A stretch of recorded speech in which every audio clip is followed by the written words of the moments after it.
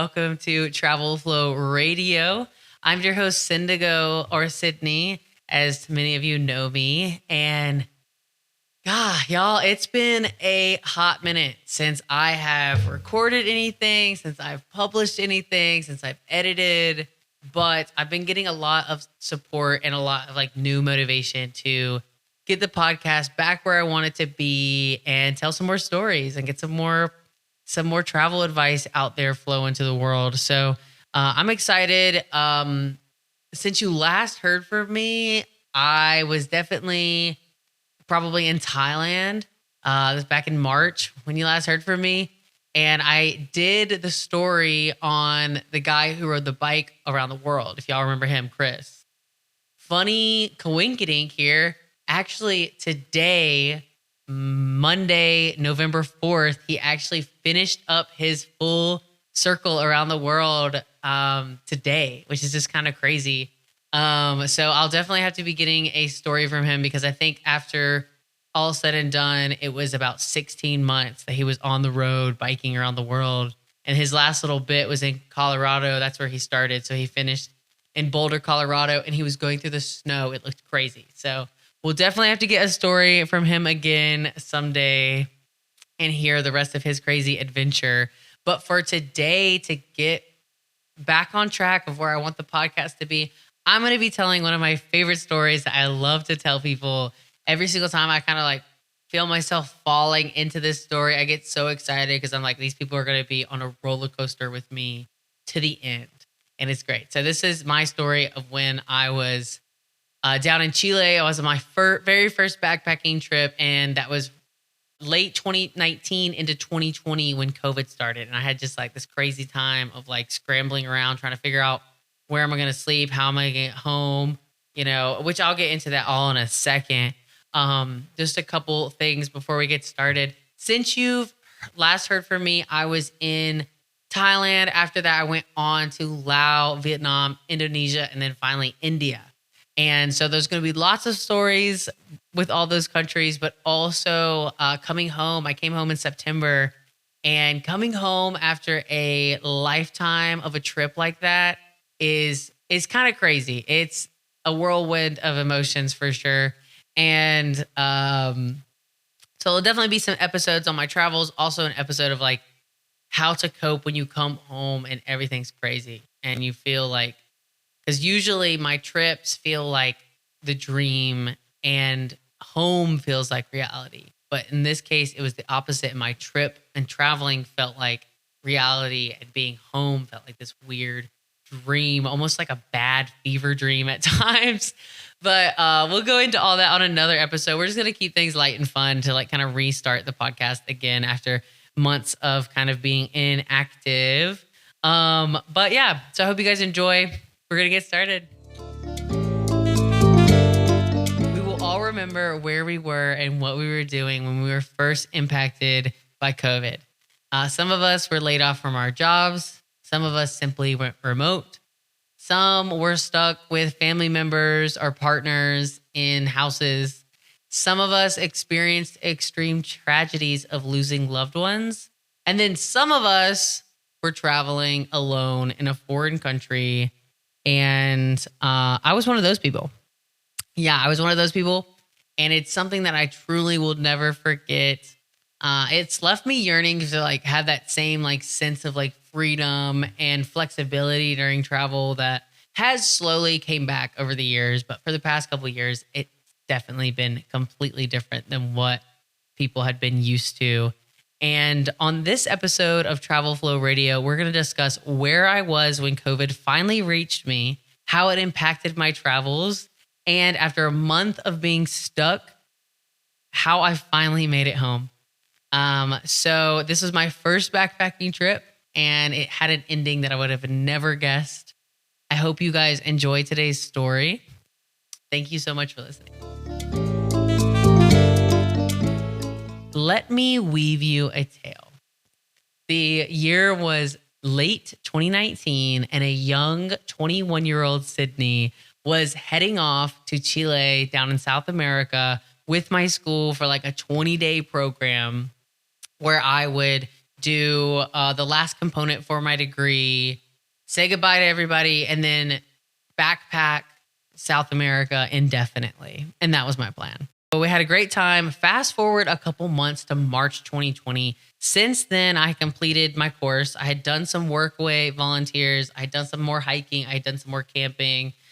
Now I was on the ferry headed to Patagonia.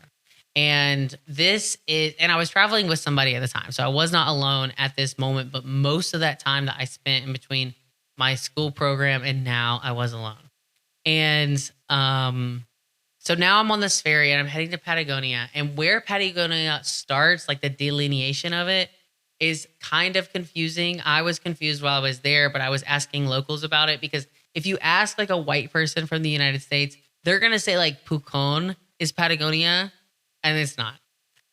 So I was asking locals while I was down there, and pretty much from what I gathered from being down there, Patagonia starts where previously, historically, buses could not go and no roads could get to, which still no roads can get there. You have to take a ferry, but now buses can get on the ferry and go there. But pretty much where people say that it starts is like Puerto Gonzales before Chaitén. So Chaitén is like this first town, city in Patagonia, but you have to go through Puerto Gonzales to get there and then drive like an hour or something like that. But anyways, if anybody's familiar with the area, we were leaving from Hornopiren on this like 8-hour ferry journey or some crazy amount of time to Puerto Gonzales and then Chaitén and onward from there. But we were on our ferry and we were hitchhiking on our ferry. And there's definitely going to be a hitchhiking episode of like my hitchhiking stories. But this has definitely been the most tricky and hardest, most difficult hitchhiking that I've ever done on a ferry. Because if you think about it, all of your rides, all of your potential rides are on the ferry right then and there. And as soon as that ferry's empty and all those cars are gone, you got to wait hours until the next ferry or potentially the next day. So you really got to be, working yourself on the ferry, trying to find a ride. And so we were eyeing down the cars on the ferry and trying to figure out who has a truck. Because of course, hitchhiking on the back of a truck, sitting in the bed of the truck is the best because you don't have to talk to anybody. You have plenty of space. It's just a lot more fun in general. So we kept an eye on whose truck was who was going to their truck. And once the family went to their truck, or is this couple went to their truck. Once they were back kind of up in the public area of the ferry, we went up to them and asked hey, we're backpacking. We are, traveling cheaply. Can we please get a hitchhike ride with you and ride on the back of your truck? And they're like, yeah, sure. No problem. And so we end up doing that. But before we do that, and while we're still on the ferry, just chilling, I overhear somebody talking about COVID. And I overhear somebody saying that Peru has closed their borders to Chinese and probably some other Asian nationalities and Europeans. And in the back of my ears pricked up because I didn't really hear many English speakers. This was somebody speaking in English, and they were either from the UK or from Australia. My accent radar was way low then, and I wasn't meeting many English speakers because in general, that year of 2019, Chile was in kind of social and political unrest. There was a bunch of riots and protests in the cities that were causing a lot of a big reduction in tourism. And so a lot of tourists weren't coming to Chile that year anyways. But anyways, so my ears pricked up when I heard English because mainly I was just in constant Spanish world. And I hear these people from the UK probably talking about Peru and their borders closing, which was my plan. Next, I was going to meet my best friend, Talina, which hopefully one day you'll meet her on the podcast in Peru. And so it pricked up my ears, but I didn't think too much of it. Other than that, the only other time while traveling I heard about COVID was weeks, maybe even a month and a half before that. I was hanging out with some people and they said, oh, Corona. This was when they still called it Corona. Corona is in the United States. And I'm like, oh yeah, of course. Like we have the Mexican beer. Like we're so close to Mexico. We love Corona and lime. And they were like, no, there's this pandemic in the world right now. And so I was like, oh my gosh, you're right. Yeah, it is in my country.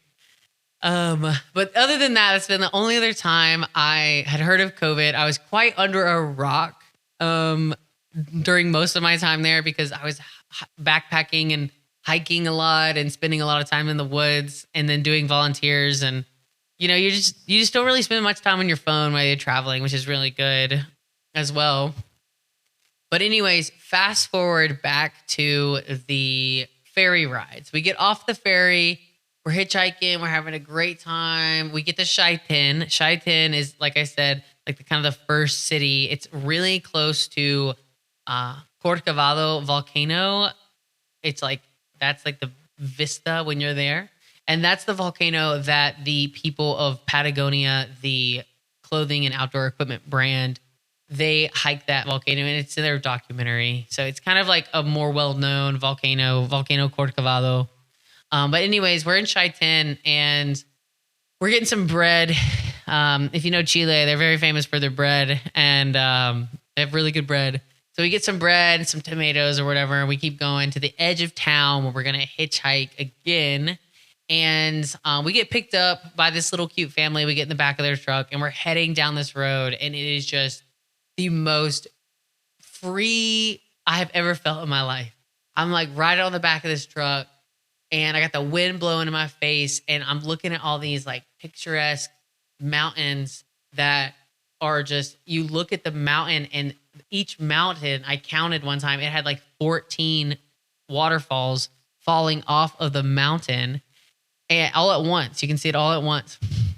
And we're just having a great time, just having a great time, looking at all these waterfalls, going down this beautiful road. And of course it starts raining, and we start putting on our rain jackets, and we start covering up our bags with our rain covers, and we're taking cover like in the back of the truck.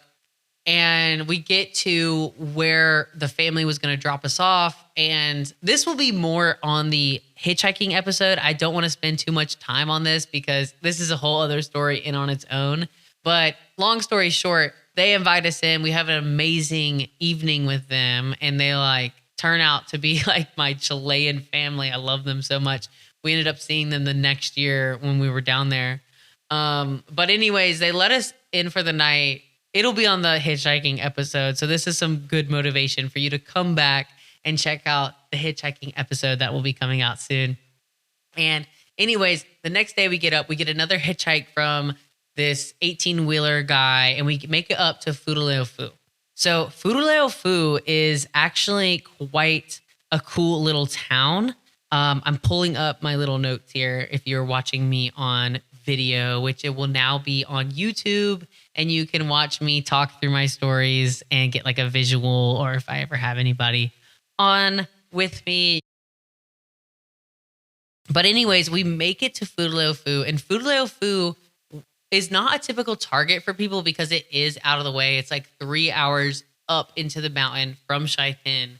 And the only reason we were going there was because I needed to renew my visa, because my 3-month Chilean visa was already almost about to run out. I maybe had like a week and a half, and I needed to hop across to the Argentinian border and come back and renew my visa. The border town that's on the Argentinian side is Esquel. So it's kind of, a little bit away from the border, but that's the closest town in Argentina if you're familiar with the area. We made it across the border. We got a hitchhike to the border, and the guy was just like running his van. He just had an old van that he lived in. He's just kind of running it. So he was like, yeah, I'll take you to the border, but I'm not crossing. So we get across the border. Nobody picks us up. We just camp right across the border, and we come right back the next day. I come back with like half of my eyelash missing because I was cooking on the campfire, and it was so windy. It was crazy how much difference it was. Like as soon as you get over to the Argentinian side, how much like drier and like more desert and like less trees it is just in that part of the two countries. But I was cooking and just burned like half of my eyelashes and some of my eyebrow off, which if you know me personally, I'm actually deal with fire a lot in my life. I'm actually a fire dancer and like fire spinner. So I deal with fire a lot, but ironically, I've had more fires and more like incidents cooking on the campfire or in a kitchen than I have ever dancing with fire. But anyways, we come back the next day, we make it back to Futaleufu. And just some background on Futaleufu because it is such a cool little town. It's really big and really well known for its whitewater kayaking scene.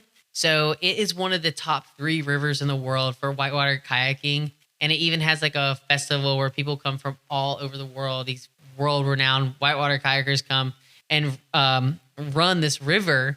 Futaleufu actually means big river in Mapudungun, which is the language of the Mapuche people. If you remember from my very first episode, the Mapuche people are the major indigenous group in Chile and Argentina a little bit. They speak Mapudungun, and Futaleufu means big river. So it's really well known. Back in 1986, this river was ran or tried to be run, and it was deemed unraftable for the next 5 years. And then in 1991, the river was first ran with a raft. And from my knowledge of like what I could gather up on the internet, that this river is actually what caused the creation of the cataract, which I'm making sure I'm saying this correctly, the safety cataract. And because it was something that needed to be, quickly like turnable in the river and like doesn't flip over so easily and goes alongside like rafters in their normal rafts in case anybody falls out or anything like that. But the safety cataract, if you're not familiar with it, it looks kind of like if you could take like 2 bananas and the inflatable bits be the bananas and then put a seat across that. And then like 2 oars is like the safety cataract. And from my knowledge, it was created so that people could more safely run this river. Nowadays, people can run this river with little to no experience. They do recommend experience, but they don't like push anybody away if they don't have any, I'm pretty sure. If I were to go back to Futaleufu, I definitely would try to run this river, which I've done whitewater rafting a lot. I would, of course, just be a guest, but I would love to be on a raft down that river because it's so well known and so much like such a crazy experience, I'm sure. I didn't do it while I was there, but one of the things that I try to stick to while I'm traveling, which might be a little like hack if somebody is interested, is usually when I'm traveling and there's like whitewater rafting in the area or like zip lining or rock climbing, unless I am super bored or I'm like, I just need to make some friends or something like that, I usually try to not spend money on an activity that I've already done somewhere else, unless it's something that's like world renowned or like a really unique experience in this sense of like, this is one of the top 3 rivers in the world to raft on. I would definitely do that. But if there's somewhere and there's whitewater rafting, I'm not really that inclined to do it. I'd rather find something else that's a little bit more unique and go with it there. Or something that I haven't done in a long time. But that's just something I like to think about when I'm traveling. But anyways, we make it to Futaleufu. This is before I go across the border. We make it to Futaleufu. We find a good place to camp, and we're there, and we stay a few days, and then I run across the border because I only had like 3 days left on my visa. Excuse me. And so we come right back, and we come right back to exactly where we camped. And when we come back, the campsite is like way more full of other campers, and it's full of people from the health department and the police. And they're saying, no more camping in this area. You have to leave, go 2 kilometers outside the city to camp if you want to camp. But they were asking people like, where are you from? You need to go home. I don't know how they didn't ask me where I'm from. If you got the video right now, if you know what I look like, I do not look Chilean. I do not look Chilean at all. So I don't know why they didn't ask me where I was from, but I was so glad that they didn't. But they said, you're going to be able to camp here one more night and we're coming tomorrow. If you're still here, everybody's getting tickets, which we probably could have gotten tickets anyways, because where we were camping, technically, you're not allowed to camp in like wild places like that unless it's designated. But pretty much everybody in Chile does that. So the police just kind of like turn their cheek at it. But anyways, so the police leave. They hand us out an N95 masks, which came super useful when I finally like made it home. But we have like one last like powwow shebang. We catch like a trout on the water and we cook that up, and we're all like, we meet all these really cool people who are camping there and we have a good time. And the next morning we wake up and we're like, well, what are we going to do? Okay, remember, I'm traveling with somebody right now. So I'm not alone. I'm really glad that I'm not alone because I would be really scared. But the next day we're like, what are we going to do? Because our original plan was just like, when I thought about COVID, I thought, oh, I'll just camp it out. It'll be 2 weeks, 3 weeks. And no, that definitely did not happen. And then later, Chile went on to outlaw camping in the whole country. You couldn't camp anywhere. And so we were thinking, we were like, what are we going to do? And we remember this abandoned house that we had seen, because the person I was traveling with, he was looking for land in Chile. He was from Chile and he was looking to buy some land. And so we were keeping an eye out on like empty houses and like like empty properties. And this house was great because it was an empty house, no furniture inside. It was pretty like well kept up. It wasn't that decrepit, but it had fruit trees in the backyard, like a bunch of fruit trees, plums, apples, pears. It was delicious. It was great. And that's one thing that I really miss about Chile, is because I feel like everywhere you go, there's fruit trees. In the South, I guess. I haven't been up north, but in the South, there's like fruit trees, there's blackberries, there's always something to snack on. I love it. It cuts down on a big cost, and you're eating healthy, and most of them don't have pesticides on them if they're just growing in someone's yard like that. So we would go back there and get fruit, and then we realized that the house had like an outlet that had electricity, a little garage, and a little outdoor bathroom that had running water. So we were going there to like charge our phones and use the bathroom, because the plaza in the city, so each town, I keep saying city, Futulofu is definitely a small town. But each town has a little plaza center where there's typically a plug, which if you're backpacking, you always go and charge your phone a bit at that plug in the plaza. But they had turned off the electricity in the plaza to like discourage any backpackers from coming up. Like they didn't want anybody out and about. And I meant to mention this before, but I was in probably the best and the worst place to be when COVID started, because I was so far south in Patagonia that no cases had gotten there yet. Like not a single case had reached where I was, because it was the last continent to get affected, and then the very last southern tip, most isolated bit to get affected. I was like in the best place and the worst place. The worst place because if you remember my journey to get here, I had to take like an 8-hour ferry. I would have been 3 hours worth of bus rides if I wouldn't have hitchhiked, and then another like hour ferry, and then another like at least 2 or 3 hours of bus rides to get to the airport, the closest airport. Kind of like the best and the worst case scenario, because I was so afraid to leave where I was to head home, because I was afraid I was going to get trapped somewhere where I didn't have like food and water or a place to sleep. So anyways, we go to this abandoned house and we take all our stuff there, and we sit it down in the garage, and we're thinking like somebody has to own this house. Somebody has to, this has got to be like a vacation home, or like there's got to be a key somewhere is what we were getting at. And we look around for literally like, I don't even look for like 5 minutes and I already find the key. So we get inside the house and we set all of our stuff up right up against the window, where if somebody were to like look in, they're not going to see our stuff. and we make a bed out of clothes on the floor, and we sleep there for like 4 days. And it was so scary. I was like so scared every night somebody was going to come and like get us or who knows what. Every night that we were sleeping there. And I told my parents what I was doing, and they were like, hell no. You should be get in a cabin, find some place to actually rent. So I'm working on that, but like literally nobody wants to rent to me because I look how I look. I look super foreign, and everywhere has COVID. So that's why we couldn't get hitchhikes like after that one trip to Argentina. On our way back from Argentina, I think we had to walk our asses all the way back to the town because nobody picked us up. And we were wondering why people weren't picking us up.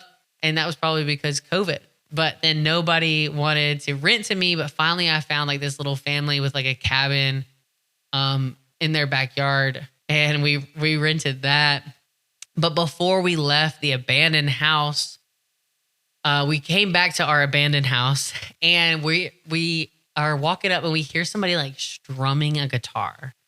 And my mind immediately went to, it's the police. I don't know what police officer is like waiting to arrest somebody and just like pulls out a guitar and just like, I'm going to create a vibe for a second. But that's what my mind immediately went to. I was like, the police are here. We go around the corner, and it's the guy who gave us a ride in the van. He was just charging his phone. He was like, this is where I come to charge my phone. And he was just like strumming his guitar. And so it was really chill. He hung out for a second, but it was just a funny little coinky dink. So we move into the cabin, and we're there in the cabin. The people who own the cabin are coughing, and I'm like scared, but we're having a good time in the cabin. Thankfully, where we are, like I said, nobody was sick. There were no cases. We could still like go hiking during the day and come back and chill. So we want to hang out with our friends that we had made before down by the river, and we want to have a pizza party. So we make pizza. We're having a good time, and we're about to head back home. It's about 10:15. And during this time of the whole country lockdown, Chile went under a curfew at 10 p.m. Whole countrywide curfew at 10 p.m. So we were trying to make it home without getting caught by the police. And like I said, Furuleufu was a really, really small town, like single story buildings, just kind of like a grid of like maybe, I don't know, 8 or 10 blocks, maybe a little bit more than that. But a very, very small town, single story buildings. And the best thing about Chilean police is that they always have a green flashing light. It's literally always green, always flashing. You can see them so far away and be like, there's a police, like stop what you're doing and be legal, whatever it is. And when they want to pull you over or whatever, if they're angry, it turns red. But always, no matter what, it's green. And you can see cops from forever. I don't know why they have this. I don't know, like, if anybody's told them that it's not very helpful for like sneaking up on people who are doing bad things, but it helped us out a lot because you could see the green lights like flashing around town from above the buildings. And it kind of felt like if I was in Pac-Man and I was Pac-Man and the ghosts were the police like flashing around town, and I'm trying to maneuver my way and time my turns perfectly where I'm not going to hit anybody. That's how it felt. But I turned a corner and I immediately saw a police. And I turned right back around to my friend that I was traveling with. And I was like, Los Pacos, the police. And we run and we hide under a trailer that's like behind this truck. We hide under a trailer and we're laying there on the ground under the trailer. And the police just slowly pulls onto the road and parks literally right beside us across the street. And he just sits there. And I'm freaking out. I'm like, should we go? Should we go? Like whispering, should we run? What should we do? And my friend's just like, shut up. Like, don't say anything. Like, just be quiet. Because we had like a slack line with us, and the slack line's tail was like out of the trailer a bit. And if you looked carefully, you could see it. And it felt like forever. It felt like forever, but I'm sure it was just 10 or 15 minutes. But eventually the truck or the policeman, he kept going and he just pulled off. I don't know if he saw us under the trailer and just didn't want to mess with us. I mean, he definitely saw me turn the corner and turn around, or else he probably wouldn't have done that. And maybe he thought we just ran in some other direction. I have no idea, but I'm just so glad he didn't get us that night. Once he pulled away, we scrambled out from underneath that trailer and just sprinted as fast as we could back to our cabin. And we never went out after curfew again after that. I was mainly like super scared because back in the 1970s, Chile was under a pretty strict dictatorship under Pinochet. And it was a really like tough time in Chile's history. And he had a really strict curfew at 5 p.m. And if you were caught out after 5 p.m., sometimes you would just get like shot on sight, is what I've heard, or you would just go missing and nobody would ask any questions. And it was just so many people died under that man that are unexplained. And I didn't think that was going to happen to me, but I didn't really want to mess around with being this random tourist caught out after night in this foreign country when this crazy pandemic, like global outbreak, is happening. So we make it back home, and within the next couple days, I'm really trying to get my ass home. And because I'm hearing all of these rumors of the ferry is only accepting residents, those are the only people allowed to board. And I'm just like not sure if buses are running. And I'm texting all of these WhatsApps. I'm WhatsApping everybody. I'm trying to figure it out. I thought about getting a car. There was another airport more south of me that was closer, but it was in a whole other region. And that region was only, which is kind of like their states, is only allowing residents, and you have to have like an ID card. So I really didn't want to like test that. I feel like they maybe would have let me go if I had a plane ticket, but I didn't really want to test it. So I finally get a bus ticket, a ferry ticket, and a plane ticket in my hand, or on my phone. And I make it there. I make it to Shaitan, where the bus is going to take off, or where the bus brings me. I wake up at like probably 6 a.m., get the bus to Shaitan. My friend, who I was traveling with, he comes with me and we have a great time. Like, we're in Shaitan and we're on the beach and you can see the Corcovado volcano in the distance. And we're just like dancing and singing on the beach and drinking like boxed wine and just enjoying like my last day of this crazy trip that I'd had in South America, and like with this badass volcano in the distance that I'm seeing. And we're just like having a great time. And then we get on the ferry and it's kind of like bittersweet that I'm like finally being able to make it home.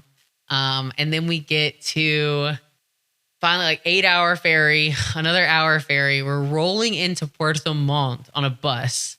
And Puerto Montt is where the airport was closest to. So we're rolling into Puerto Montt, and all of these like big military people with like big old guns come onto the bus. And we were out after curfew because the bus was just taking so long. It was after 10, and all of these guys came on, and we're like making sure we had a permission slip, because you had to get a permission slip from the government to be out after curfew, or else I guess you would get fined or something like that. We had both taken them out, but my friend, he screenshotted his and I did not. But thankfully I had screenshotted my plane ticket information. And with that, I was like, hey, I'm flying out tomorrow. Like, please just let me leave. And so it was all good. I make it to Puerto Montt. I make it on the airplane. I felt like I was like going into battle because I was so scared of getting sick. I had such a long journey home. Thankfully, I had those N95 masks that those people had given us, but they were in my backpack for so long that they looked disgusting. Like, they were dirty. I probably looked super sick, which is good. People stayed away from me. But like from Puerto Montt to Santiago de Chile to Miami and then North Carolina. So 3 planes and 4 airports later, I made it home on April 1st, 2020. So it was crazy. Later, we found out, or while we were in Fu, my friend was still wondering about this property. He was like, "Is this property for sale?" And we were walking around town, and like, I don't even remember. We were just knocking on doors, I guess. I don't even remember. But we talked to this one lady who lived close by, and she said that yeah, that house is for sale, but they're still renting it out right now. And people were supposed to be there. They were supposed to be there, but they got caught like in regions above as they started closing. They couldn't get on the ferry to get down here because like all the COVID stuff started. So it was kind of like a blessing for us that we had that house to go stay in. And those people hadn't have made it there yet, but there was supposed to be some people living in that house right now. But yeah, it's a crazy story. If you have any questions while you're listening or ever for any of these episodes, if you have any questions while you're listening or afterwards, please feel free to hit me up on Instagram at Travel Flow Radio. I would love to hear any of your questions or any of your insights or anything about the story. Thank you so much for listening. There's definitely going to be a lot more coming out, and I'm super excited about it all. And I will catch you guys next time. Bye bye.